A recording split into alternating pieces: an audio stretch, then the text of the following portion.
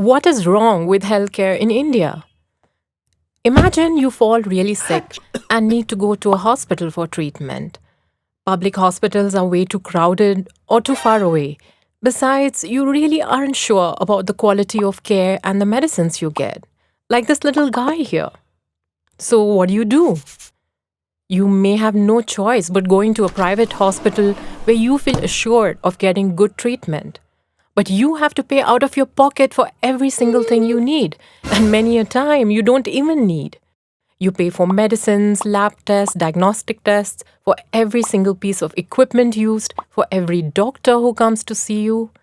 It is bad enough that you're sick and don't really understand what is happening, but you are bleeding money every single minute in that hospital. Except for the rich, for millions of ordinary Indians, going to a private hospital is often a nightmare. You might have to borrow money from family or friends, take loans, sell gold, or even land to pay your hospital bills. Even if you have insurance, it might not be enough to cover all the costs or your particular illness. No wonder 5.5 crore Indians fall below the poverty line every year due to unexpected healthcare costs. We have to spend so much because the government spends too little on our health. Compared with a global average of 4.2% of GDP, India's spending on public health is amongst the lowest in the world at a measly 1.3% of its GDP.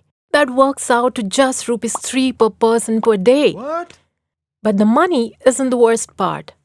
Private hospitals in India are highly commercialized and mostly profit-driven. There are hardly any regulations to monitor private hospitals and no laws to protect vulnerable patients.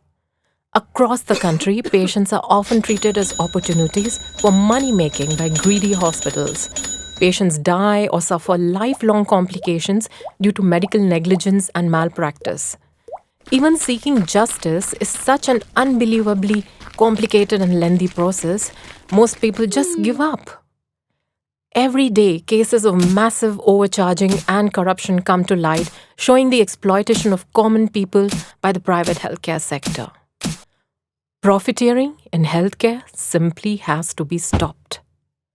What can we do to make our healthcare system patient-friendly, affordable, and most importantly, accountable? Watch the next video in this series to find out.